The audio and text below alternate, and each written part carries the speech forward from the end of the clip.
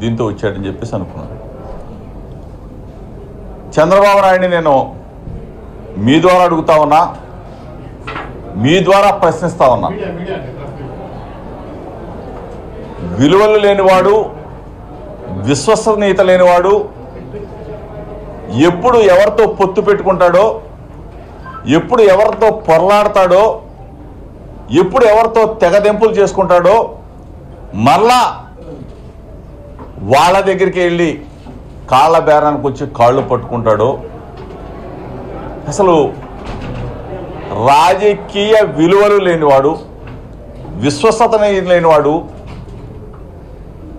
రాజకీయాల్లో పనికిరానివాడు నారా చంద్రబాబు నాయుడు. నారా చంద్రబాబు నాయుడు ముఖ్యమంత్రి పదవి కోసం పోరాటం చేయట్లా, ముఖ్యమంత్రి పదవి కోసం పోటీ పట్ల. నారా చంద్రబాబు నాయుడు పోటీ పడేదల్లా కుప్పంలో ఎమ్మెల్యేగా గెలవటం కోసం మాత్రమే ఆరాట పడుతున్నాడు తప్ప, ఎప్పుడో తెలుసు చంద్రబాబు నాయుడికి నేను ముఖ్యమంత్రి కాలేను కాబట్టే చంద్రబాబు నాయుడు పవన్ కళ్యాణ్ ఇద్దరు కలిసినా గెలవలేరు కాబట్టే ఢిల్లీ పోయి బీజేపీ పంచన చేరిన పరిస్థితిని మనం ఒకసారి గమనించమని అడుగుతాం. ఈరోజు చంద్రబాబు నాయుడు వచ్చాడు, ఏదో పిచ్చి కోతలు కూశాడు.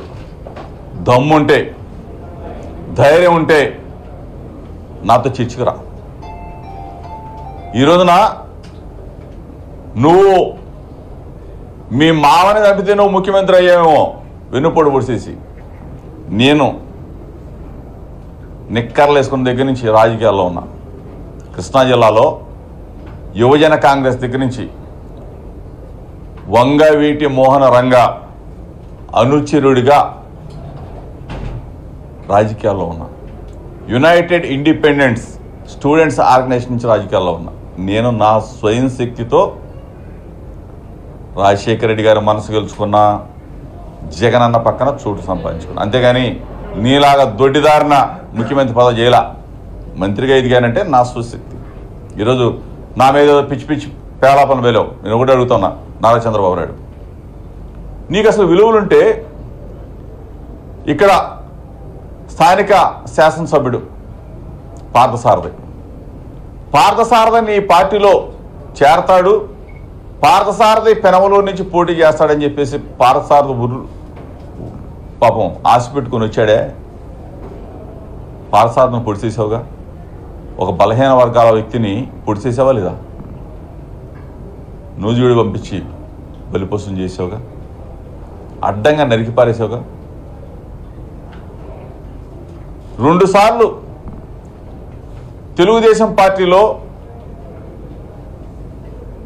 కొనకళ్ళ నారాయణ గారు 2 సార్లు గెలిచాడే. ఇప్పుడు ఎందుకు ఇవ్వలేదని అడుగుతా ఉన్నా. సీట్లు అమ్ముకునే నువ్వు నా గురించి మాట్లాడతావా? సూట్ కేసుల కోసం సీట్లు అమ్ముకునే పనికి మాలిన రాజకీయాలు చేసే నారా చంద్రబాబు నాయుడు నా గురించి మాట్లాడతావా? కొనకల నారాయణ గారు ఏమీ పొరపాటు చేశారని చెప్పేసి నువ్వు ఒక బలహీన వర్గాలకు సంబంధించిన వ్యక్తికి నువ్వు పార్లమెంట్ సభ్యుడికి ఎందుకు ఇవ్వాలా? పార్థసారథిని ఎందుకు పొడి చేసావు? నూజివీడు తీసుకెళ్ళి కూని అయిపోయాడు అక్కడ. ఇక్కడ ఆయన పాపం నారాయణ అన్నకు సీట్ లేకుండా చేసావుగా. పక్కన ఉన్న నా మైలవరం నియోజకవర్గం అక్కడ చూడండి, మేము చెప్పామా నీ చరిత్ర మేము చెప్పామా? దేవినేని ఏం చెప్పాడు? 100 కోట్లకి నా సీట్ ఏం వేసుకున్నాడు చంద్రబాబు నాయుడు అని చెప్పాడు. దేవినేని ఉమాకు సమాధానం చెప్పు. ఉమా పొడిసేది సాటి పాపం వాడు ఎడుతున్నాడు కదా. ఈ బోడే ప్రసాద్ వీడు పనికిరాడు, వీడు అసలు చేతకాని వాడు, వీడు కాల్మనీ సెక్స్ రాకెట్లో ఉన్నాడు, వీడు అసలు దేనికైనా పనికిరాడు, అసలు సర్వేల్లో లేడు అని చెప్పేసి వీడిని పక్కన పెట్టావు. పాపం 2 నెలల పాటు వీడిని ఏడిపించావే, కళ్ళమని నీళ్లు పెట్టుకున్నాడే. ఇతను కాదు పాపం మా కుటుంబ సభ్యులందరూ ఏడ్చారే. ఎంతమందిని నువ్వు మోసం చేస్తావు చంద్రబాబు నాయుడు? ఈ బోడే ప్రసాద్ అసలు పనికిరాడు, అసలు 2 నెలలు పక్కన పడేసావు తీసుకెళ్ళి. నువ్వు వచ్చి ఆ పక్కన బోడే ప్రసాద్ని పెట్టుకొని ఈ పక్కన ఎవరు పాపం పార్థసారథిని. పొడి చేసిన వాళ్ళందరినీ పెట్టుకొని పాపం నువ్వు మీటింగ్ పెడతావు. అది మళ్ళీ నా మీద దమ్ముంటే రా. ఈరోజు నేను ఒకటే చెప్తా ఉన్నాను, విలువలతో రాజకీయం చేస్తాను. మా లీడర్ జగన్మోహన్ రెడ్డి గారు విలువలు కలవాడు, విశ్వసనీయంగా అదే కోవలో మేము ఉన్నాం. ఈ కృష్ణా జిల్లాలో రాజకీయాలు చేస్తూ ఉన్నామంటే ఇక్కడ పుట్టాం. ఎక్కడి నుంచి అయినా గెలవగలిగే సత్తా జోగి రమేష్కి ఉంది కాబట్టే ఆ రోజున డాక్టర్ వైఎస్ రాజశేఖర రెడ్డి గారు, ఈ రోజున మా జగన్ అన్న పెనమలూరులో ప్రజలు ఆదరించారు. ఆల్రెడీ ఈ పాటికే నన్ను వాళ్ళ గుండెల్లో స్థానం ఇచ్చారు. ఆల్రెడీ నా గెలుపు సునాశనం అయిపోయింది.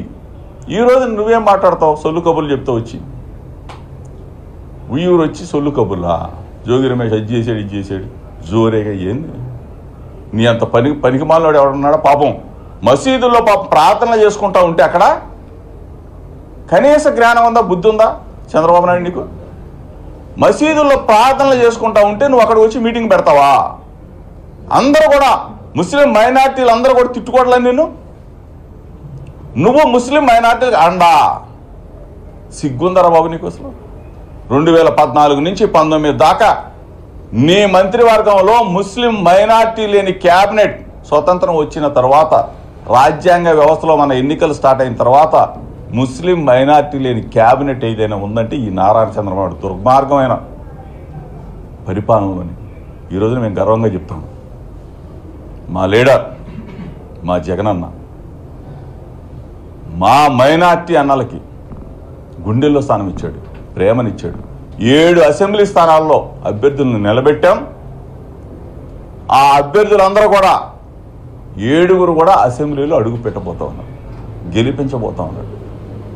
అసలు నువ్వు మైనార్టీల గురించి నువ్వు మాట్లాడతావా? అసలు నీకు హక్కు ఉందా? ముస్లిం మైనార్టీల గురించి మాట్లాడే హక్కు ఈ చంద్రబాబు నాయుడు అనేవాడికి ఉందా? ఎస్సీలు ఏమన్నావు? ఎస్సీల్లో పుట్టాలనుకుంటారని చెప్పి మాట్లాడి ఈ పనికి మాలిన వాళ్ళకి ఎస్సీలు ఓట్లు వేయాలా? బీసీలు తోకలు కట్ చేస్తానన్న ఈ చంద్రబాబు నాయుడికి తోకలు ఇప్పుడే కట్ చేశాడు కదా. నేను చెప్పాను కదా, పాదసార తోక కట్ చేశాడు, కొనకల నారాయణ తోక కట్ చేశాడు. అందరిని కూడా పొడిచిపోయేస్తుంటే నీకెట్లా ఓట్లు వేస్తారా బాబు? జనం మొత్తం వన్ సైడ్ వార్ జగనన్న పక్షాన ఉన్నారు. ఎస్సీ ఎస్టీ బీసీ మైనార్టీలు కాపులు అగ్రవర్ణ నిరుపేదలు మొత్తం కూడా జగనన్న పక్షాన ఉన్నారు. ఎవరు కాపు నాయకుడు? ఎవరు? ముద్రగడ పద్మనాభం గారు బేషరతుగా వచ్చి జగన్మోహన్ రెడ్డి గారు శబాష్ అని చెప్పేసి పార్టీలో చేరి ఒకటి అందరూ కూడా జగనన్న పక్షాన ఉన్నారు. చంద్రబాబు నాయుడు మళ్ళా సాపా దిండు సర్దుకొని ఆఖరికి కుప్పంలో కూడా కుదేలైపోతున్నాడు, ఓడిపోతున్నాడు. ఇది జరిగి తీరబోతా ఉంది.